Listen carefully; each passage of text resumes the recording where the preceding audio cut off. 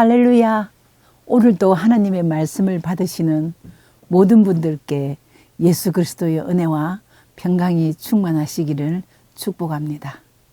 오늘은 반드시 복주고 복주며 번성케 하고 번성케 하리라는 제목으로 말씀을 전하겠습니다.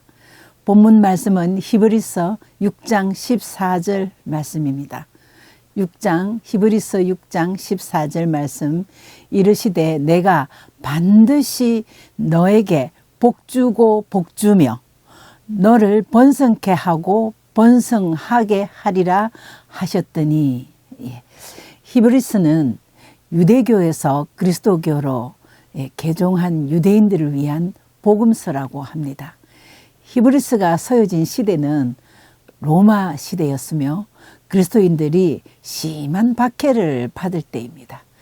세계사에서 기독교에 대한 폭군으로 알려진 네로 황제 때였습니다. 당시 바울은 전도 여행을 하면서 곳곳에 많은 교회를 개척하고 복음을 전하였습니다.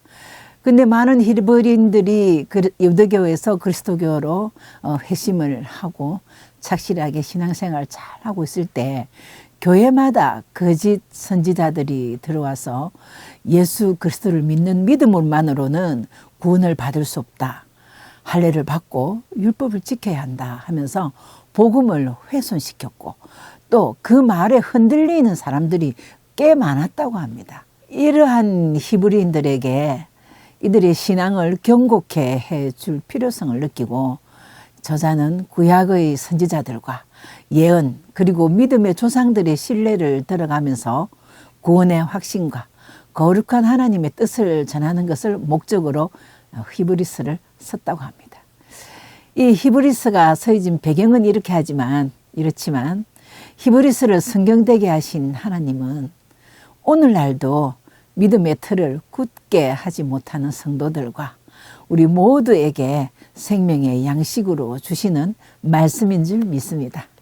오늘 주시는 말씀을 묵상하면서 영혼이 잘 되시고, 그리고 믿음의 초보를 버리고 완전한 대로 나아가시기를 축복합니다. 오늘 히브리서 6장 1절에는 1절에서 12절까지의 말씀에는 완전한 대로 나가라, 믿음의 초보를 버려라. 히브리서 6장 1절 말씀입니다. 그러므로 우리가 그리스도의 도의 초보를 버리고 죽은 행실을 회개함과 하나님께 대한 신앙과 세례들과 안수와 죽은 자의 부활과 영원한 심판에 관한 교훈의 틀을 다시 닦지 말고 완전한 대로 나아갈지니라. 그렇게 그런 초보의 도를 다시 닦지 말고 완전한 대로 나아가라 하시고, 또 히브리서 6장 14절에는 그렇게 하는 자에게 반드시 복주고 복주며 번성케 하며 번성케 하겠다고 약속하셨습니다. 이제 히브리인들의 말에는 이렇게 반복된 단어가 많으면 그거는 강조하는 뜻입니다. 복주고 복주며 또 번성케 하며 번성케 하리라. 그리고 또 많은 성경 구절에서 진실로 진실로 너희에게 이르노니 하면서 똑같은 말을 많이 씁니다. 반드시 약속을 지키겠다는 하나님의 의지를 보여주는 것입니다. 히브리서는 교회 안에서 하나님의 말씀을 듣고 배운 지 오래된 성도 가운데서도 도무지 그 초보를 버리지 못하고, 그냥 아직도 그 초보에 머물러 있다가 조금만 어떤 시험이 들면 넘어가 버리고 흔들리고 그러하는 안타까운 그런 현상에서 빨리 벗어나라는, 그리고 축복을 약속하시는 하나님의 마음을 담고 있습니다. 히브리서 6장 7절에 땅이 그 위에 자주 내리는 비를 흡수하여 밭가는 자들이 쓰기에 합당한 채소를 내면 하나님께 복을 받고, 또 6장 8절입니다. 만일 가시와 엉겅퀴를 내면 버림을 당하고 저주함에 가까워 그 마지막은 불사름이 되리라. 땅 위에 똑같은 시간에 똑같은 온도에 똑같은 양의 비가 내리는데도 어떤 밭은 밭 가는 자들이 쓰기 좋기에 또 쓰기도 좋고 상품 가치도 있는 좋은 채소를 내지만, 어떤 밭은 가시와 엉겅퀴를 낸다고 하였습니다. 이와 같이 같은 교회 안에서 똑같은 목사님과 똑같은 성경 말씀으로 양육되고 섬기고 있지만 복을 받을 사람이 있고 또 불사람을 받을 사람이 있다는 것입니다. 히브리서 5장 13절 14절에서는 이 두 가지 부류의 성도들을 단호하게 나누고 있습니다. 아직도 젖을 먹는 어린 아이 같은 자, 그 다음 단단한 음식은 먹는 장성한 자로 표현합니다. 히브리서 5장 13절입니다. 그래서 젖을 먹는 자는 의의 말씀을 경험하지 못한 자라고 합니다. 그 수많은 5,000절이 넘는 성경 구절, 그 좋은 의의 말씀, 어려운 말씀을 경험하지 못한 자.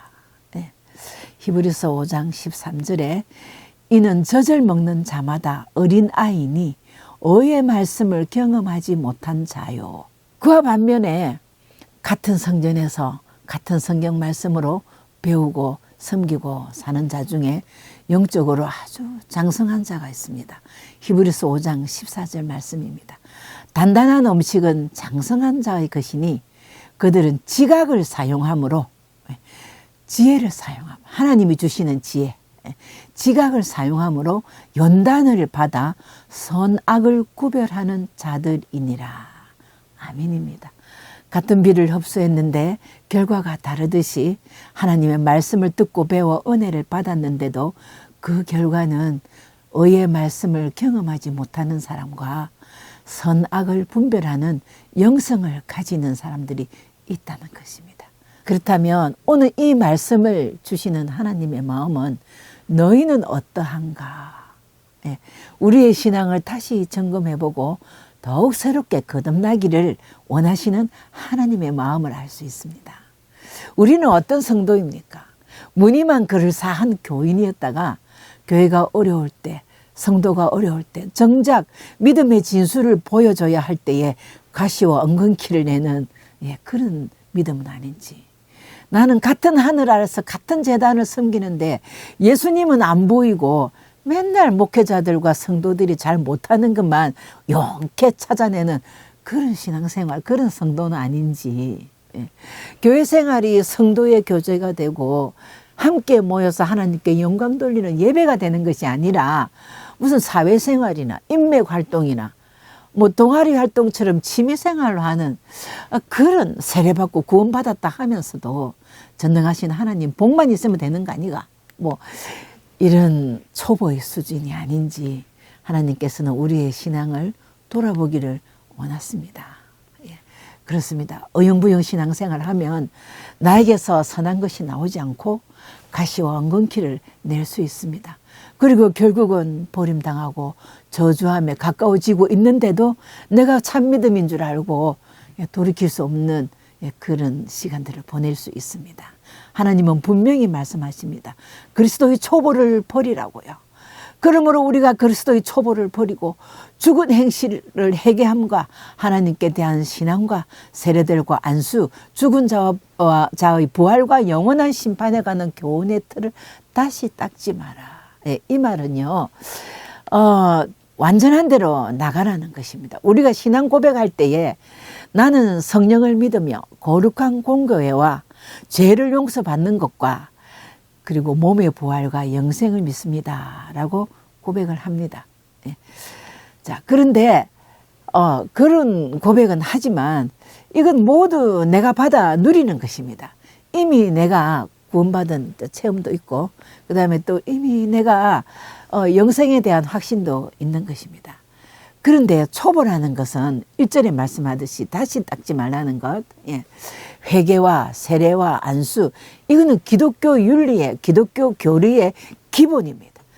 우리가 구원받고 회개하고, 그리고 세례받고 예수님의 제자 되고, 그리고 안수받고 하나님의 능력을 체험하고 거듭나고, 그리고 영생, 이런 것도 물론 아주 중요한 건데, 이런 초보를 버려라 이 말은 이런 거 다 잊어버리고 하지 말라는 것이 아니라 여기에만 머물러 있지 말고 이것을 기초로 삼아 이제는 하나님의 영광을 위하여, 하나님의 뜻을 위하여 헌신하라라는 뜻입니다. 내가 받아 누리는 것, 성도의 거룩한 교제, 그리고 구원의 기쁨, 주님이 주시는 평안, 내가 받아 누리는 것이 아니라 이제는 하나님께 헌신하라는 것입니다. 저 구원받고 회개 있으면 된다. 그리고 영생 약속 받았으면 된다. 이제 복 받으면 잘 살면 된다. 이런 것보다 하나님의 사랑에 감사하면서 주신 은혜, 주체할 수 없는 하나님의 사랑에 우리가 나는 무엇을 드릴까? 이 신앙의 기본적이고 필수적인 진리에 대한 믿음을 기초로 해서 더 깊은 곳으로 나아가라는, 더 하나님께 가까이 오라는 하나님의 마음입니다. 그리고 6장 3절에는 하나님께서 허락하시면 우리가 이것을 하리라고 하셨습니다. 이것은 사망의 초보를 버리고 완전한 데로 나가기 위해서 내가 마음만 먹으면 되는 것이 아니라 부지런히 기도해야 된다는 것입니다. 내가 아무리 많이 배우고 내가 아무리 똑똑한 지성을 가지고 있다 할지라도 하나님이 능력 주시지 않으면 하나님의 그 섭리를 이해하기에는 부족합니다.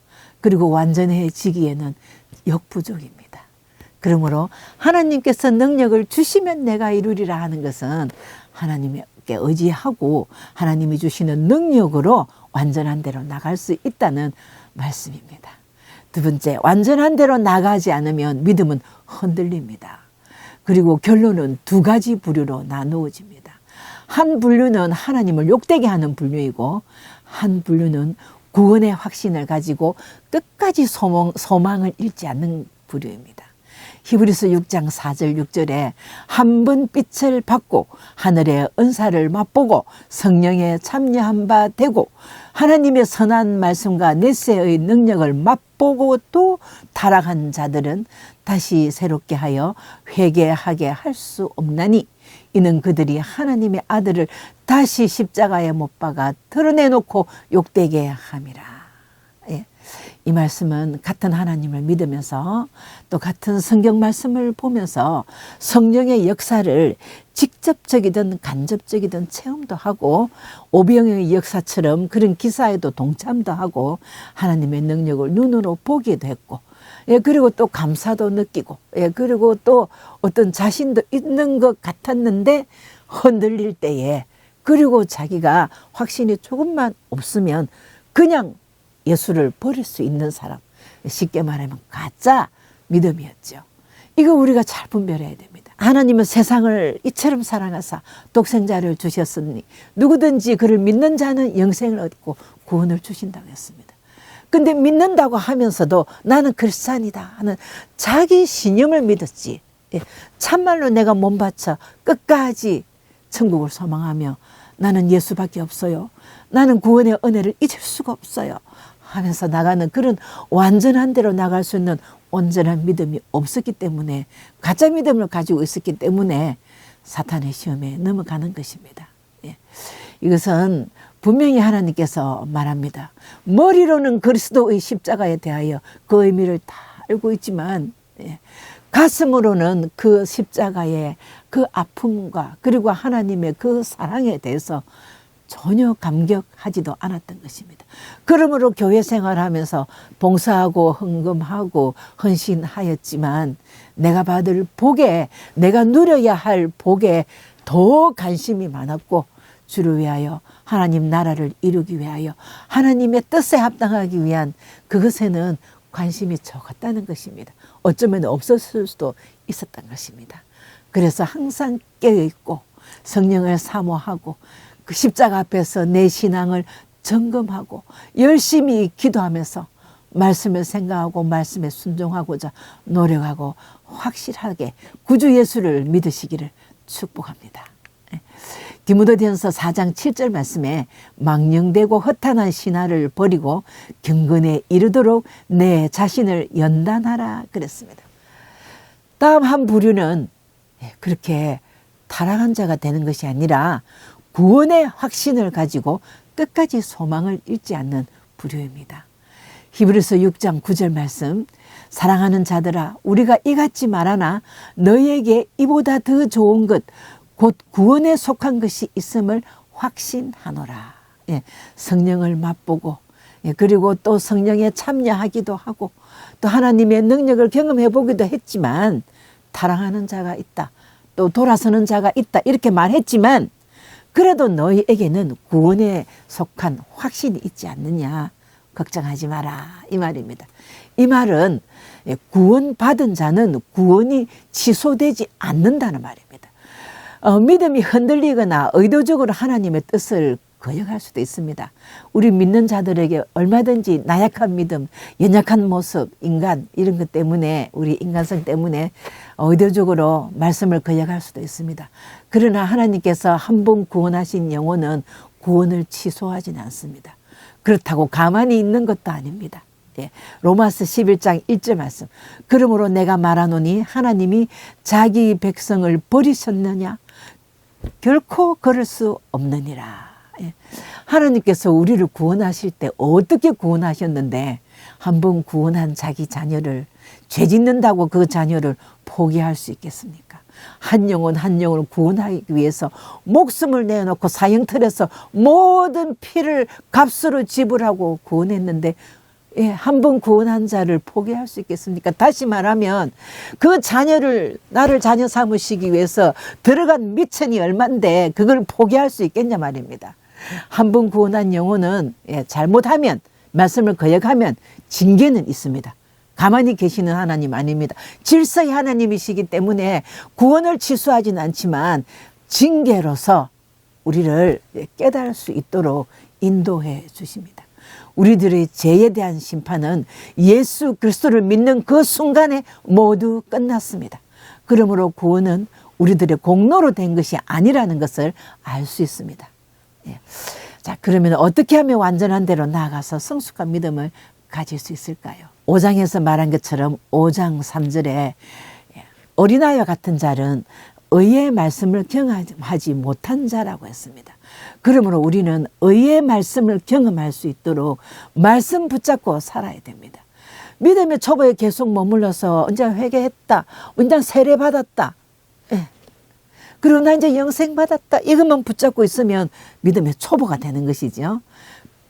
그것을 뛰어넘어서 하나님이 주신 말씀을 충만하게 가슴에 새기고 의의 말씀을 경험하는 삶 속에 살아야 되겠습니다.